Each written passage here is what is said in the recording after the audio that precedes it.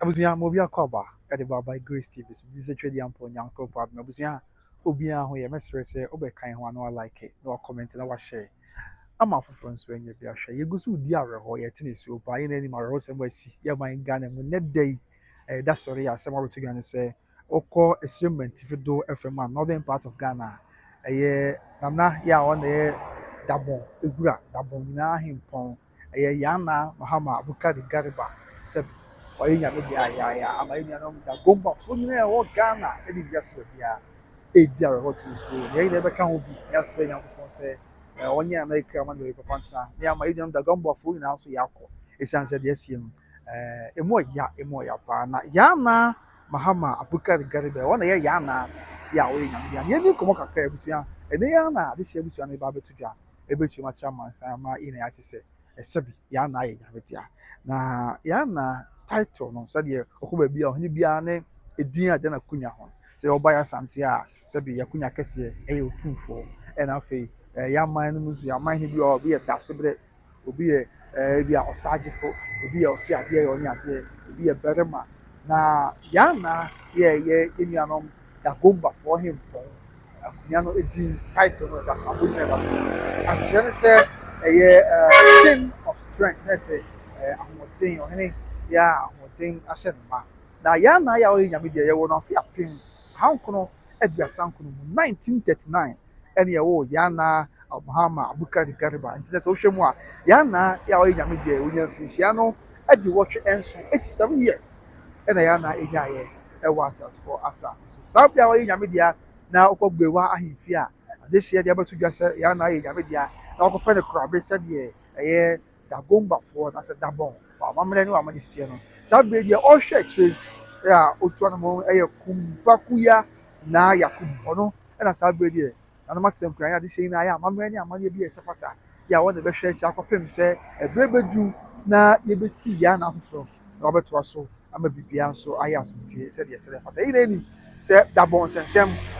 abudu ani adani ebeye bebre ya na nya sepeto a ya finhia du siachi after 16 years ya na yi sɛ be ko bia asante kotoko na da roma ne sɛ be mamu mpeli father roma obo amas bibia ba ye na ya na Mahama Abukari Gariba betina kuya so on so ahwɛ sɛ asomdwe ene kan ko beba na waka de hye abusu nyina abom enti afimpim ye no ene dum kono 2019 ene de ya na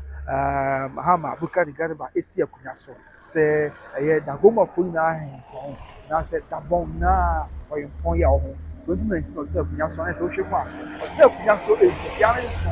ya afia e obi a 2026 sabi ofi antoata no dwa ya ba monti ya na aye nyame dia ya enso so e ho na so dika ka cho no e bra dabon sensem abudu ne andan ni na kyesa kwa bi ho na crop ya santo kotoko na dawo obo ama so dwe bai ya na ene betina akunya so no so e bai no waka ebusu nyina abomu a yente wotim wakame e wo dabon a ebesi ne osabi oye nyame dia ya na oda de bonko so na ebusu ya kakra mpanyufo aka ami ati bi ne se okọ eye dabon man mu a aman na hodo miensa ya wo mu free adehye ebusu ya won se me ka se ya asante ya na ya kan ya na enye gate sem adehye na ibomba debom okọ esement bi do bia dabon ameka won se ye wo gate efibua ahodo edi akunya enti bia hadi a anso bedi saase ya na esitie no na okọ eye dabon sensem wa ye kam wo mo royal gate no ahodo miensa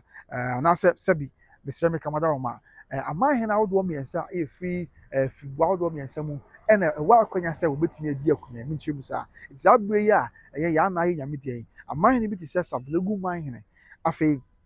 mia o man he ena afei karaga man he aman na ahodo miensa paramount chiefs wo mo na akonya wo se obetumi afro dabonfo akunya kese na wate akunya so se ya na se de se na efata so ye kakra ye free obanti ye se ye wo abudu ene adan de omo ya de hyebusu na kakra ya mpanyufo aka me ati bi hwemu me aka me ati bi se eye aman na ahodo miensa mu ba ko ne betumi afro akunya kese no na waba be ye ya na eye savlugu man he na se paramount chief wo savlugu afei bion ena afei karaga omo na wa kwanya so betumi afra kwanya kese no na wato so mebia enso so aye asomdwe na busia yeguso didi mu komo na esua mu ade ne ade no a onim se ya na ya ye kana semi sabi okran sase pa okosiem TV do a ne nkunya nsase no ekwa ekowura roughly wohwe mu a bese empema duonu square kilometers 20,000 square kilometers ɛna ne tumi ne nkunya nsase no ekɔpem afei yɛfuna ban mu nso a sɛbi ne nkunya nsase no akɔpem mɛnsina ahodoɔ bɛyɛ sɛ dunan about 14 administrative districts yɛ a ɛwɔ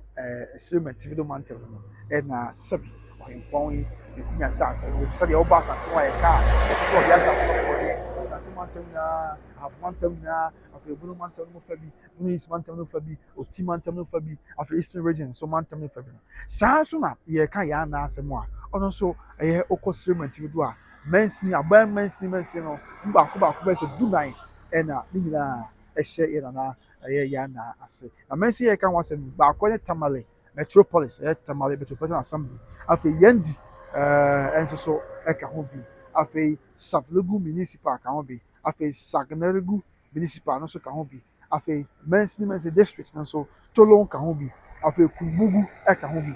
afei Gushegu ka ho bi Karaga ka ho bi Zabzugu ɛka ho bi Saboba ɛka ho bi Zon ka ho bi Tatari ɛna afei ɛyɛ Kyerɛpɔne wɔn nyinaa ɛka beebi a ɛnam atena nkunya nyinaa ɛkɔkɔpem na saa aman a wɔbɔ so nyinaa yɛ kan na sɛ saa district aban mu mɛnsi na wɔbɔ so nyinaa ɛka yɛn na nkunya nsase ho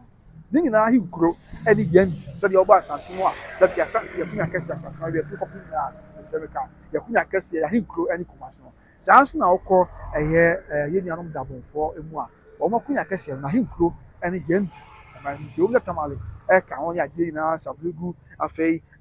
Sagnaregu afei Tolon Kumbugu Gushegu Karaga Sabzugu Saboba Zan Tatari Kyerɛpɔne ɛne nkuro ahodoɔ yɛ aka nyinaa ka ho bi deɛ nanso ahenkuro no traditional capital no ɛne ɛyɛ Yendi yɛ ɛka wasa ayɛ sɛ hɔ ɛna ahenkuro no ahemfie ɛwɔ yɛasɔbe amino kasa deɛ sɛ mu yɛ ayɛyɛ paa nana ayɛ nyame dea waka nkyɛn gu ɛwɔ abere aduane esi gya so ama akɔ sisi akɔ dabɔnman mu a yɛn nyinaa edi ya ɛte ne so 7 years mfinhyia nson ɛna no tena kunya so sɛ wohwɛ mu abere a na tena kunya so no na wɔn mfinhyia no adi wɔtwe yɛ asa abere a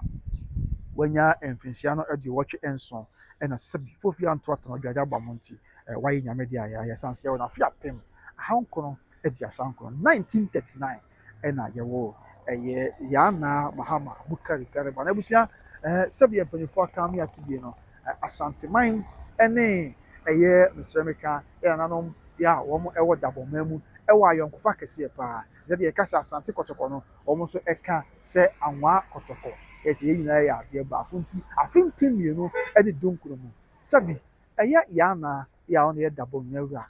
ɛba amanhyia kɔtɔkɔ fie Mesrɛmika ɛbɛka ayɛwura ɛne yɛwura kɔɔ bi asante kɔtɔkɔ ɛde obi yɛ ntu kanta bɔ mu ɛka bɔ mu edi okuda yɛ ana ɛfɛ paa nti the pictures ni bi yɛhwɛ akra na afei biaka bi anso yɛmfa nto so abusua yes so this is the Manhyia Palace ɛbrɛ a afe mpem ne du nkron 2019 na Yana Abukari Yana Mahama Abukari Garba ɔbɛka yɛwura dodoɔ bi ho ɛwɔ Manhyia na ɔne yɛwura edi okuda na ɛkyerɛ ɔtɔ sonko ɛne koyɛ sonko a ɛwɔ asanteman ɛne dabɔnman nyinaa ntɛm nti nɛ na wɔn kyerɛ sɛ wɔn ayɛ amammerɛ ne amanneɛ ɛsɛ ntwene so ɛde ato dabɔnman afei Ghana man no wiase nyinaa anim sɛ yɛsi dabɔn mpɔn ɛyɛ Yana ɔyɛ nyame fira nti wɔn deɛ ɔman Ghana nyɛ yɛn nuanom dabɔnfoɔ nko a yɛn nyinaa yɛn ni awerɛhɔ ne nsuo nyame sɛ ɔnhyɛ yɛ den na sɛbi dumpɔn kɛseɛ tutu nyame na ɛnhyɛ ame mu na dabɔnman ɛnfa ne ntoma pa mfura nti saa abere deɛ ɛhɔ foforɔ ɛda ɛhwɛ kyerɛ sɛ wɔ sɛdeɛ ɔba eba yɛ akan ha kɔ a mede yɛ example a yɛ akan ha sɛbi okɔ man no mu sɛ bi a ɔman no bi yɛ nyame deɛ a yɛyi acting president yɛ ɔno bɛhwɛ akyire akɔpem sɛ yɛbɛsi man no saa nso ɛna sɛdeɛ Mesrɛmika ɛwɔ asante yɛkunya kɛseɛ so wɔdeɛ Mesrɛmika ɔmɔdɔrɔ ma amammerɛ adesua nti a sɛbi sɛ bi baabi na ɔhempɔn yɛ ɔte yɛkunya kɛseɛ so no hɔ sante ɔte asante yɛkunya kɛseɛ so no hɔ a sɛ na ama mpɔn yɛ awusi ahene asanteman ne fa ahene nti wɔhwɛ akyire ɛkɔpem sɛ sɛbi yɛbɛnya asante foforɔ no saa nso ɛna saa bere a Yana ɛyɛ Mahama Abukari Garba ɛdi hɔ yi ɛyɛ Kumpakuya na Yakubu wɔn na ɛbɛhwɛ akyire anaasɛ ɔnanom ayɛ amammerɛ ne amanneɛ sisi a wɔn na ahyɛ ase a wɔhwɛ akyire sɛ Yana akɔpem sɛ yɛbɛnya a substantive Yana foforɔ ba na wɔabɛhwɛ sɛ ɔbɛtu ɔmo no biara ɛnso so ayɛ asomdwe nti emu ɔyɛ a Ghana ahemfo akɛseɛ no mu baako ɛna saa bere no kasa deɛ wɔatwerɛ ne ntoma ɛwɔ ne tietie mu ate sɛ wayɛ nyame tia waka nkyɛn gu ɛwɔ abere a aduane esi gya so ɔkɔ akura esoro nyame sɛ ɔmo a ɛbɛbi ayɛ na yɛnkɔ some of the memories of Yana na deɛ aka bi antoa so deɛ yɛkɔ akɔhwɛ yi ɛyɛ bra na yɛna na Yana wayɛ nyame deɛ odi asa wɔ n'ahemfie a na kyerɛ sɛ ɛnya asɛm ketewa koraa abusua saa de wɔfrɛ no ntoma a ɔntintim yayaya enti yɛnkɔ na deɛ yɛnkɔhwɛ video bi kakra no ayɛbɔ a deɛ aka bi yɛbɛto yɛn ho ase na yɛde asom ɔno biribiara ɛnso ayɛ asomdwee.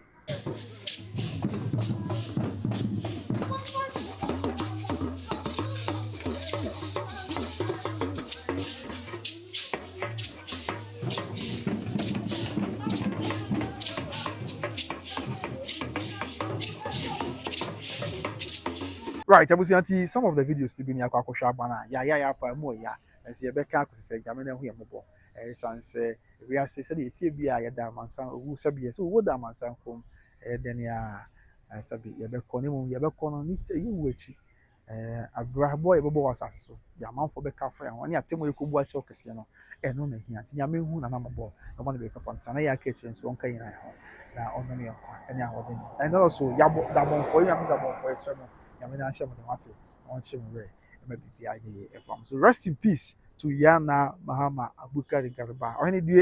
due ne ama ne ho no nyame na ɛnyɛ otata samanfoɔ yɛ wɔda bɔ mo nyɛ otata ɛma werɛ papa ntina abusua nti yɛde bɛpem ase yɛde nsɛm wɔ akyi yɛbɛtɔ fam bio bi yɛbɛsan ba na yɛde aba abɛsom na biribiara ayɛ asomdwee yɛde de kɔmɔ so yɛde ase sɛ wogye werɛ na wohwɛ me ɛwɔ by Grace TV so mesrɛ wo ɛno de kan bɛka ho subscribe wate na like na comment na share ɛsiane sɛ wɔde pa bebree yɛayɛ bɛbɛ so nyame nka nyinaa abusua maka bye bye